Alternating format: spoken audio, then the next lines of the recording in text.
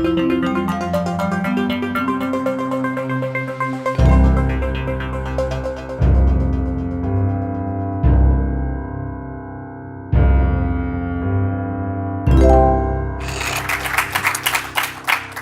you, Joanna, and good morning to all of you. Let me start by thanking the Groningen Declaration Network and Herman Victoriano for the invitation to be here today.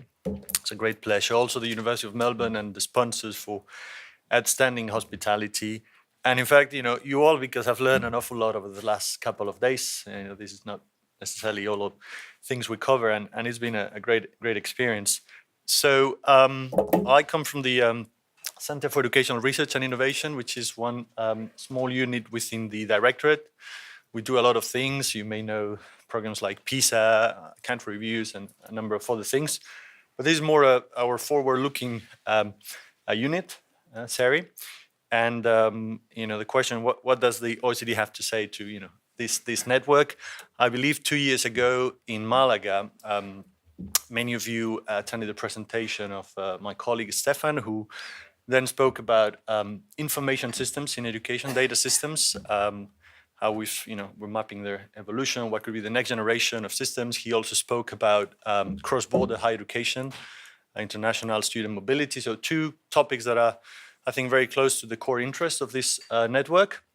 But today I'm coming from a different angle, partly because, of course, they would, to avoid repetition, and also because this is, new work we have. But I must say, I think I noticed there'll be also alignment with, I get the impression the conversation has also shifted. You're covering new things, and especially the presentations on micro-credentials yesterday, I think will resonate with what I'm going to discuss now. So some brief outline. I'll start with some high-level trends in higher education and skills. Then to connect with, what do we mean by open higher education, and why is it relevant to recognition and certification of skills, and some we'll finish with some questions for discussion.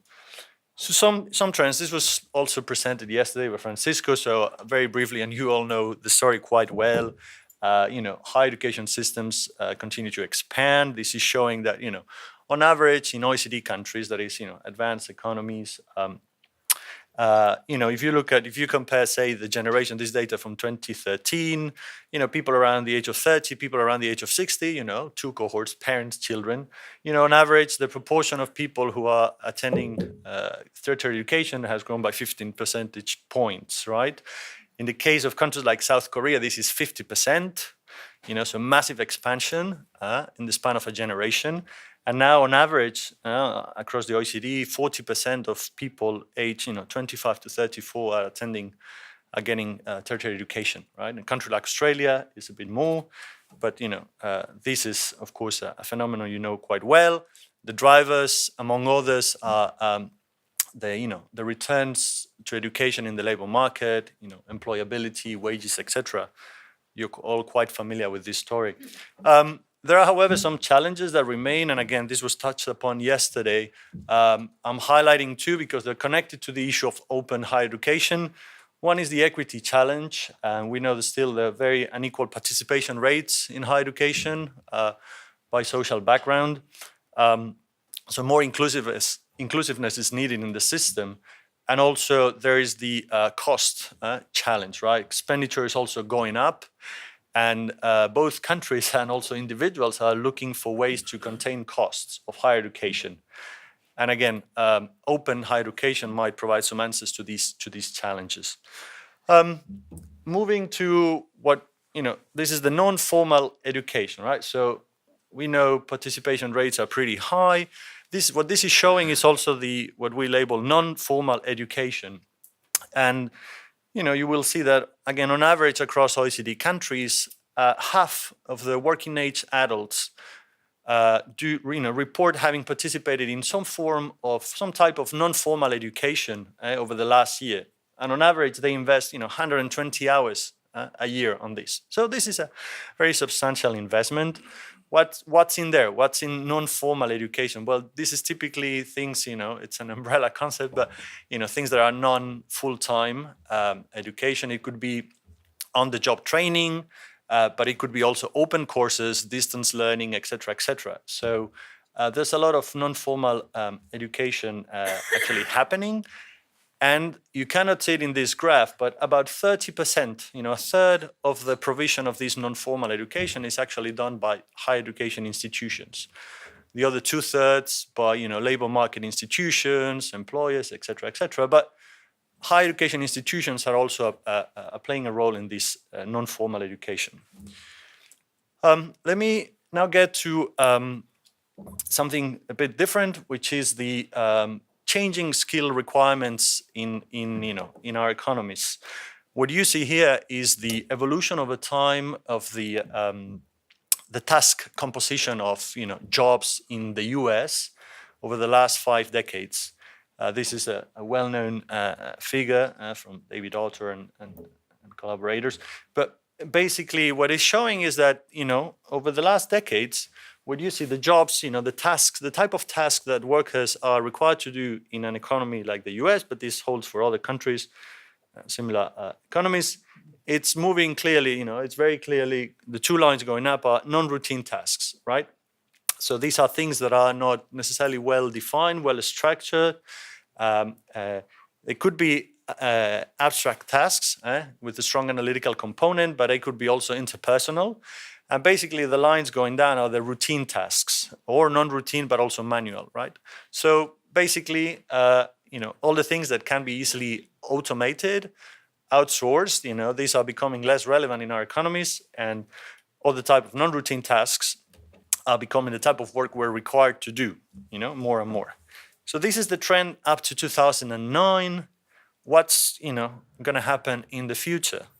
Well, we really don't know, right? We don't have very good answers. Is this going to continue? Is this going to intensify? We don't know, but there's a lot of work being done on this.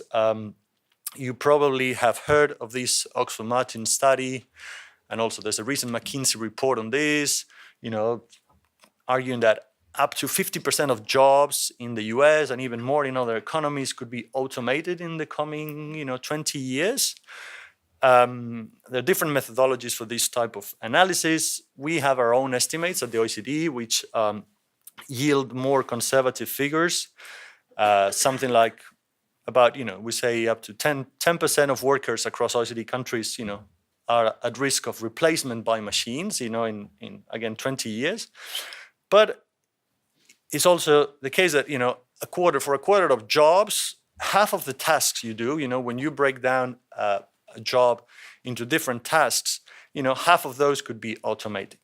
So the truth is probably lies somewhere in between. We don't know if it's 10% or 50%, but the point here is that whatever it is, and we don't know what technologies we will be, incorporating to our society, our economy in the coming years. We don't know yet exactly. The point here is there's a need. It's a need for other type of skills, more flexibility. People will have to adapt, and there's a lot of discussion also about replacement, substitution, and maybe there should be more discussion about complementarity. We should be fostering the type of skills that are complementary to automation, right? Complementary to technology. So a bit of good news for the people in this room, most of whom I believe have tertiary level qualifications. So we have, this is data from a survey of adult skills, part of the PIAC program at the OECD, which assesses adults' skills in literacy, numeracy, and problem solving. And we assess adults, and you get a scale, and then you can divide the scale into some proficiency levels. So what I'm showing you here is people with literacy proficiency levels 4 and 5. This is the top of the scale, okay? People with the highest level of skills, 4 and 5. And what you see is that this level of skills, and surprisingly, you find it more commonly among people with tertiary level qualifications, right? When you compare them to other people, to people with upper secondary or lower secondary. So, this is probably good news. People going to university tend to have a high level of skills. But of course, if you look at the axis, you see that, this arrow is at the 20%, which means that, of course, and this is showing people with tertiary level qualifications was the distribution of the level of skills. More than half have either levels 3 or level 1 and 2, etc. Right? So this is still saying that there's a lot of variation in terms of skills, and this holds for literacy, numeracy, and problem-solving skills, even among those who have tertiary qualifications. All right. We have some ongoing work in collaboration with the National Academy of Sciences in the US that is bringing together computer scientists, IT people, and they get to look at our test, our assessment, and the PIAC assessment, and they tell us, all right, this type of task, can machines, and machines, by machines I mean either robots or artificial intelligence, will they actually be able to complete this task in your test? Now, are they able now? Will they be able in 5 years' time? Will they be able in 10 years' time? So we're trying to map our assessment to the current capabilities of technology. And to give you a quick answer, the thing is that today, levels 4 and 5, experts in the in different technology fields agree that people who have skills level 4 and 5 are quite safe for the next 20 years. They shouldn't be worrying because technology is not going to get that far, right, in 20 years. However, there are a lot of things at what we would consider level 3 of skills that technology will be able to do in, say, 5-10 years' time. And there are lots of tasks at the lowest level of skills that could be already automated pretty easily, either today or, again, in a short time frame. Okay? So I guess another, conclusion you can draw here, and you all know that, is that, degrees and skills are related, are positive correlated, but they're actually not the same thing, right? So what are the type of skills then our economies are going to require, our societies are going to require? This is a framework, it could go under the label 21st century skills. We prefer to talk about skills for innovation. Basically, what you see there is 3 sets of skills which overlap to some extent, but are also different. Technical skills are what you would consider the know what and the know how, all right? So these are the type of skills. It's not only content knowledge, it's how you apply this content knowledge, the things you can do with the knowledge in a field, right? Technical skills. And these are the type of things that, credentials reflect, qualifications reflect, by and large. These are also the type of things we teach in the schools. These are the type of things you will see in the PISA, our flagship program, PISA assessment, that by and large, technical skills. So PISA does, science, math, and reading, for 15-year-olds. But there are the type of skills, and there's more and more work and more interest in how to teach, assess, and consequently, certify behavioral and social skills. We have a program, also a project working on that. And then skills in thinking and creativity. I was, Wednesday morning, I met with people at the Department of Education, Victoria here, also with the Curriculum Authority. They showed me the work they're doing on preparing assessments for creative thinking for primary level students. They're designing tests. They are also thinking about pedagogical interventions to foster these skills. We do have a project on that. I spent half of my time working on these skills in thinking and creativity. We do it for primary and secondary levels, but we also have a higher education strand in case some people here are interested. And the idea is that the problem is that we know how to measure and test and teach technical skills, but the other 2 types of skills, we know they're important, but we're not there yet in terms of assessment and measurement. So is this, this is along the same lines. It's a survey to tertiary educated workers in Europe and a few other countries. So asking people in the most innovative jobs in the economy, what are the type of things you are required to do? And basically, you give them a list of tasks, of skills, and coming up with new ideas and solutions, and willingness to question ideas. So creativity, critical thinking, at the top of the list for the jobs that today, are you would consider the most innovative, creative, analytical jobs, right? So these skills are important already now, and they'll become more important in the future. That's what I'm claiming here. So to wrap up this first part, big challenge about, how to sustain the expansion of the system, higher education systems? Well, this has to be equitable access and opportunities. You contain cost and you have to maintain quality, right? That's a high call. High numbers participating in non-formal education as well over the life course. And, probably dramatic changes in the world of work related to the introduction of new technologies, right? So more need of upskilling, reskilling over the life course, and probably new type of skills will be needed as well. This beautiful sentence, the things that are easy to teach and test are becoming easier to automate, digitize, or outsource, right? So that's part of the problem, that we have to also move education systems in a new direction, things that, machines may not be able to do. And, the question here is, is increasing openness in higher education part of the answer to these challenges? So open higher education, what do we mean by it and how it relates to some innovations in, recognizing and certifying skills? So openness is it's a broad concept. It's a multifaceted phenomenon. Basically, it relates, the basic idea is you would remove or weaken the barriers to enroll, to obtain a credential, basically to learn, right? That's the idea of openness. We identify three forms of openness, right, recently. One is open enrollments. Open enrollments, of course, is not such a new thing. Open universities have existed for decades. Basically, these are institutions that do not require necessarily the same type of credentials to get in. Basically, it's easier to get in, right? Less selective programs, cheaper, right? Cheaper for individuals. Also, a lot of ways to increase access to higher education.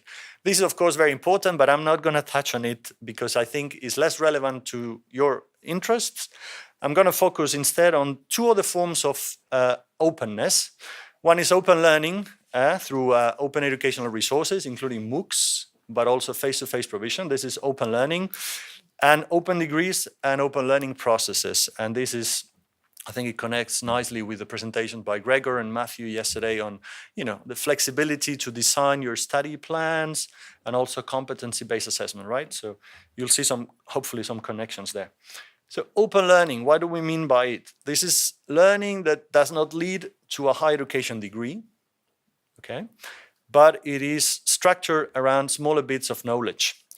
This could be either, some type of certificates, sub-degrees, or it may not even lead to any type of credential at all, right, for the moment. MOOCs are, of course, the most visible form this is taking, okay? There's a lot of hype around MOOCs. We're not going to get into much detail, but basically the point here is this, by and large, remains a non-degree granting activity, with some exceptions that I will discuss in a minute.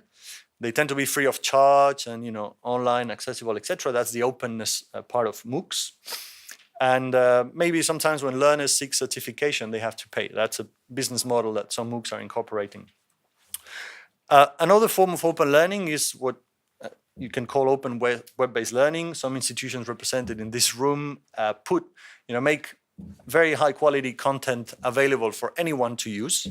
MIT, Stanford, and these are open courseware anyone can access and use. But typically there's no credit or support given, right? But it is there, so people can access it. It can be very good indeed. There are other forms of open educational resources. These tend to be smaller units, smaller learning objects. It could be a lesson plan, it could be a video, and they tend to have open licenses. And this is, this aligns more closely with the open movement, right? The idea that you have open source code and you can adapt and reuse the material the way you want. Whereas a MOOC, you have to take the way it's been designed, and you cannot modify it. But there are a lot of learning objects out there that give you the possibility to reuse and adapt. But again, they don't tend to lead to any credit, although they're sometimes used by degree granting universities. And finally, there's, then this is quite new, some bricks and mortar institutions that do open learning. They tend to be, this is very small for the moment, but they institutions that train students without delivering a degree. But they nonetheless, that experiences tends to be quite valued by employers. A lot of these experiences are found in IT and all the niche fields. The example you see there, it's called School 42, or called 42. They are in Paris, but now they have a campus in California. This is a philanthropic initiative, a French millionaire who's funding school, no tuition fees at all. They admit high school dropouts, so you have the inclusiveness agenda there. People who would be, not participating in education are given 2 years of free training in coding, okay? And they also experiment with, there's no teaching, there's no classrooms. It's all based on peer learning, project-based pedagogies, etc. So it's a very innovative experience, and people who leave that École 42 tend to do quite well in the IT industry after these 2 years, right? So again, small in scale. There are other examples, but this is, I think, one you may have seen also in the media. So that was open learning. Now we're getting into the open degrees and open learning processes. And again, this is the idea that study paths are becoming more flexible, and there's more modular credit systems. One example are the open degrees. I think we heard yesterday that with the ECTS system in Europe, you cannot get your guitar degree in guitar and engineering. You're not supposed to mix that. Well, there's some institutions out there that increasingly allow you to design your study plan. Basically, you can do whatever you want. The Open University does this to some extent with the open degrees, diplomas and certificates. You get to choose the courses you want. That gives people more flexibility to connect with their interests, with their needs. In France, there's a new initiative for the new strategy for higher education to have these white degrees, diplôme blanc, where basically you won't get a degree in physics or sociology or philosophy, you would get a degree. And this is something that you get to choose your courses. And in this case of Paris Descartes, one of the universities implementing this, you even have to justify this and make it public for other students, so other people can build on your experience to design their own degrees. The issue here is, of course, will these white degrees, are they readable by employers? What do they mean? Will they value them? Right? It's a new challenge, right, for them. What's in there? There's also the example of open learning within institutions. Here we have things like adaptive instruction, typically based on learning analytics. Carnegie Mellon in the US is doing this.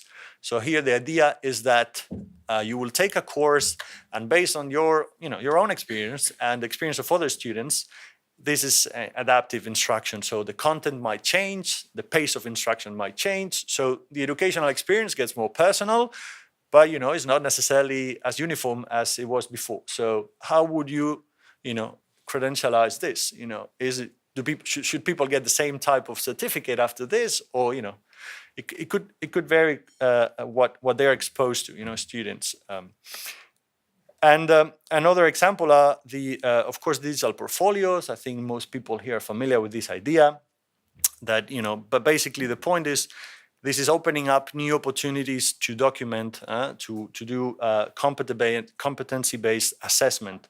One example from China, the iCenter at Tsinghua University, for their engineering courses, students are required, of course, to pass. They have a final exam, but they are also to document the thinking process. So, not only what's your solution to this problem, but how did you get there, right? And this becomes part of the official assessment, right? So in the end, you get your mark for the final exam, but you also are assessed on the thinking process, right? What does this all mean, right? We open higher education.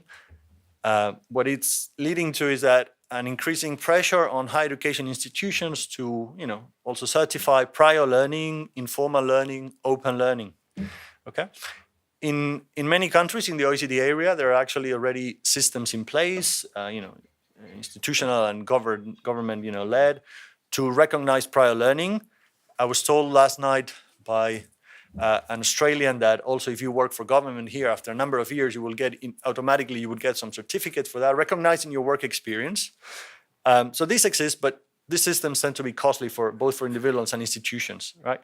So there are a number of innovations out there also working on this. One example for this formal recognition of informal learning is what the Western Governors University is doing in the US. This is a coalition, a coalition of governors that got together and said, well, we need a system to upskill our workforce. And basically, it's a university. They don't offer courses, but they will certify. You can take an exam, and they will certify your knowledge in a given field, and they may also point you toward relevant resources to acquire new skills. But the idea is that all the recognition of skills is done through exams. There's no sitting time. There's no credit hours. It's all based on assessment.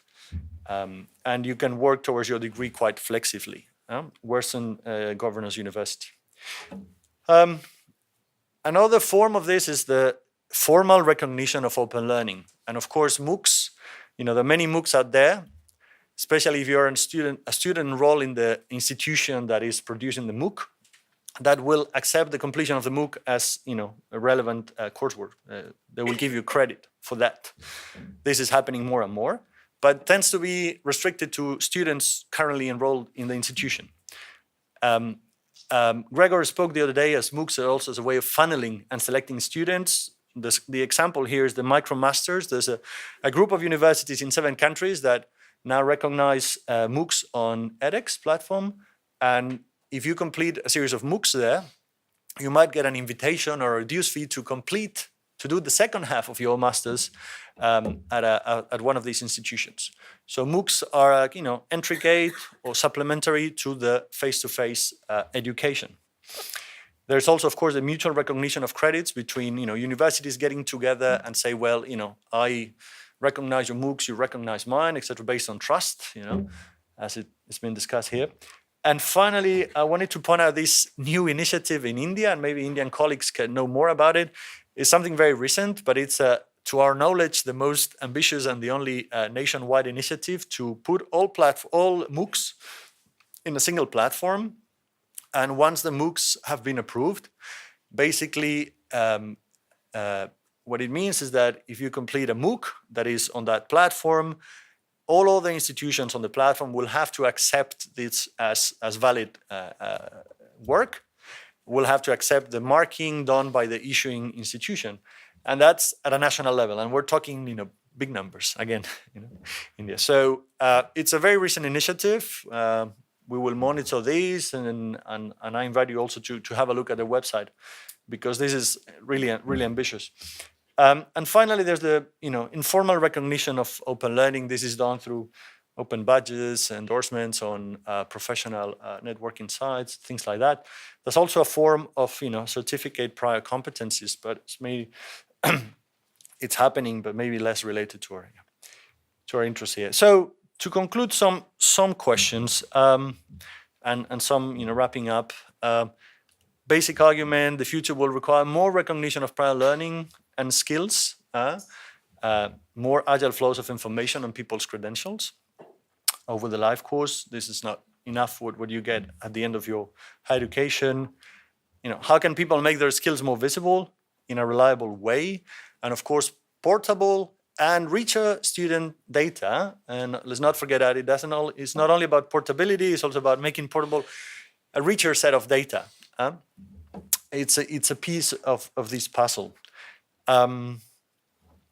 Another question, quite open, is indeed, these models I presented, very briefly, tend to be at small scale, but, are they pointing to, future scenarios in higher education? To what extent, these innovations will go up to scale? We don't know yet, but they're interesting, they're suggesting interesting avenues for how the sector as a whole might evolve.